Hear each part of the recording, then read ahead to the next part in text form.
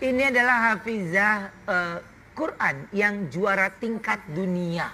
Kita punya tayangannya dulu ya. Oke. Juara tingkat dunia. Berarti kamu mengalahkan Arab Saudi? Ya.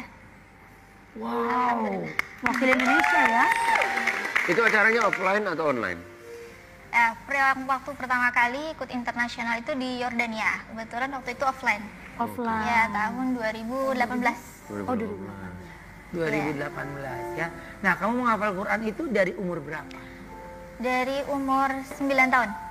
Dari sejak kecil alhamdulillah sudah diajarkan sama keluarga untuk belajar Al-Quran, untuk menghafal Al-Quran. Dan kebetulan memang saya tinggal di lingkungan orang-orang yang menghafal Al-Quran. Kebetulan keluarga juga banyak yang menghafal Al-Quran. Berarti dari umur berapa kamu bisa hafal 30 juz? Mulai pertama kali umur 9 tahun. Kemudian selesainya kelas 1 aliyah waktu itu, sekitar 7 tahun. Memang waktunya lama juga gitu. Panjangnya. Iya. Tapi Masya Allah loh. Kalau kita ngebahas tentang kemarin di tingkat internasional, ada berapa negara yang berkompetisi? Ya, waktu di Yordania ada 30 peserta dari 29 negara. Kebetulan waktu itu ada dari Aljazair termasuk Saudi Arabia dan Amerika Serikat juga. Ini foto-fotonya berarti. Ya. Keren banget sih, Masya Allah. Dan kamu mungkin yang termuda kali ya waktu itu ya? Kebetulan ada yang paling kecil itu ada umur 9 tahun dari Bangladesh waktu itu.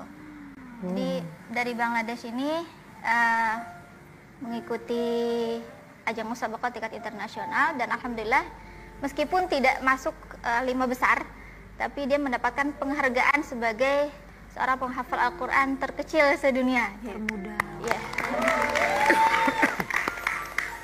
Tapi gini, apa motivasi kamu nih menghafal Al-Quran? Pertama karena orang tua. Jadi Lingkungan kebetulan ini, ya orang tua itu sering cerita dulu itu bapak pengen jadi penghafal Al-Quran tapi nggak kesampaian gitu.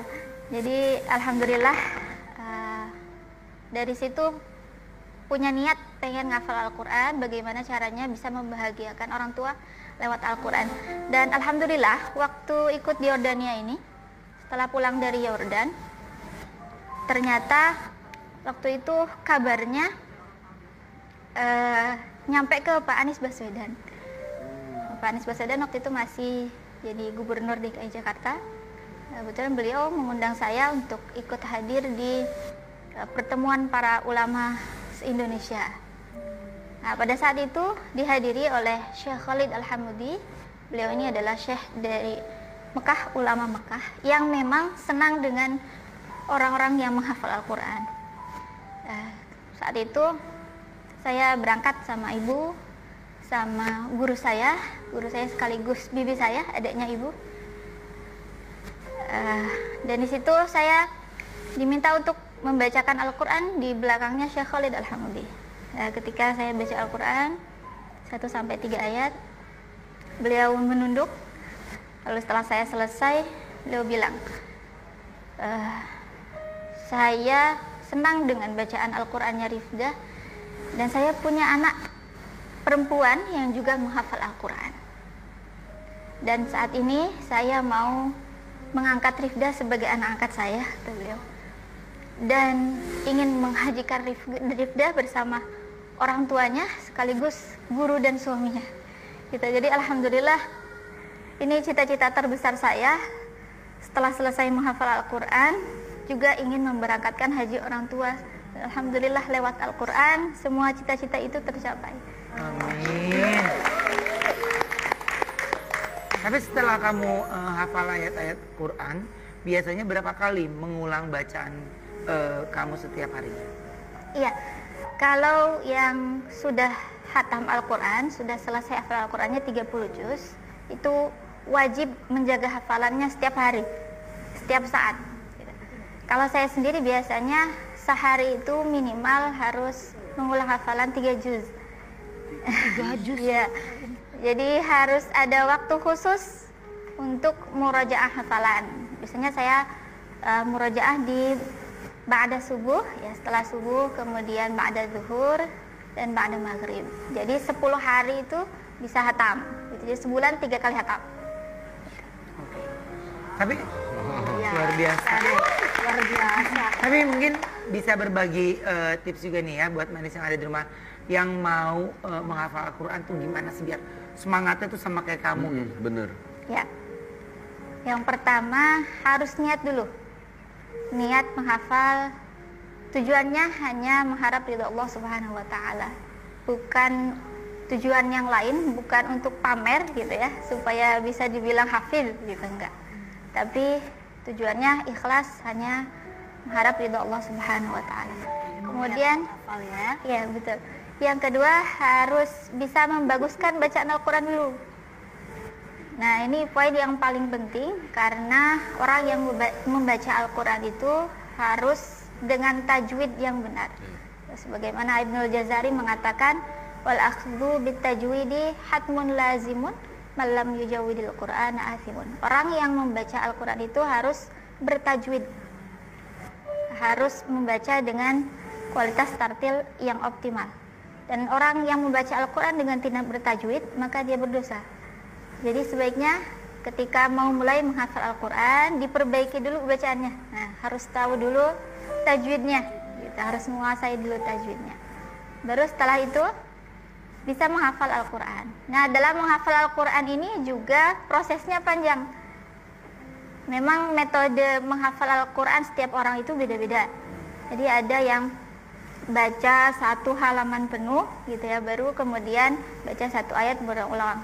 Kemudian ada juga yang 1 ayat dibaca berulang-ulang sampai 20 kali gitu ya, sampai hafal gitu dan seterusnya gitu. Dan terakhir selalu jaga hati kita ya tadi, selalu jaga hati kita supaya terhindar dari sifat riya.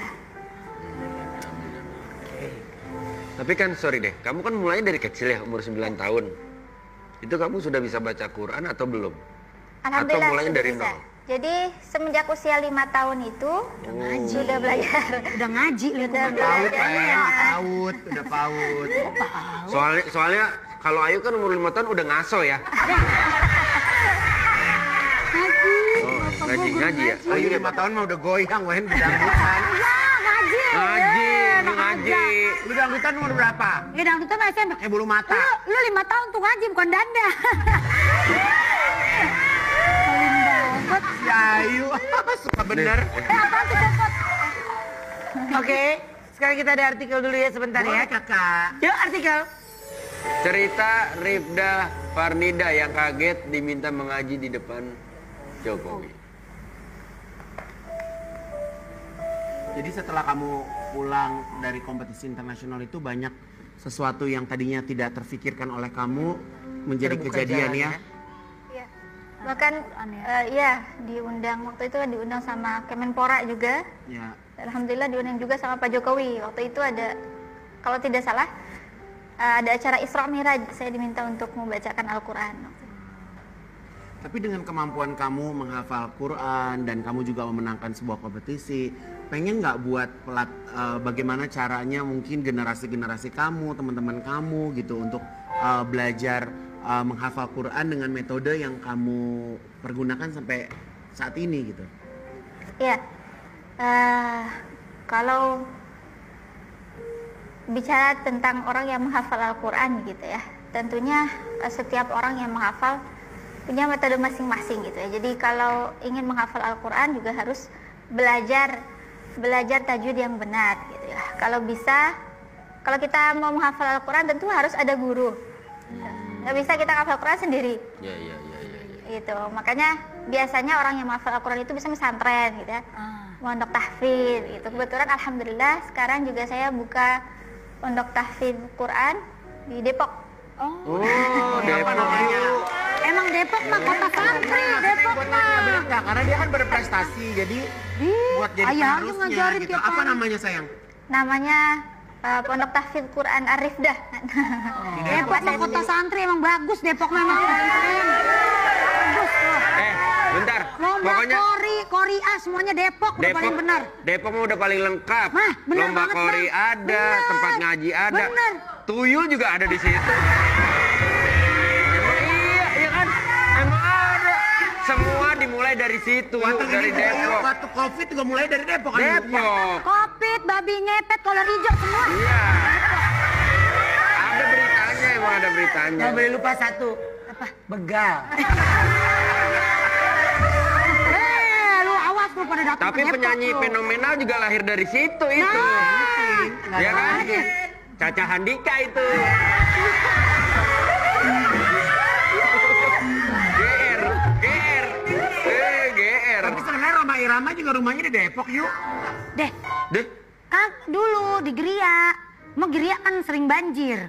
Geria mah sok tahu. Ya emang iya rumahnya Pak Haji Oma dulu di Geria. Oh, Geria Trans TV ada. Beda. Sekarang mah semua Depok lu baru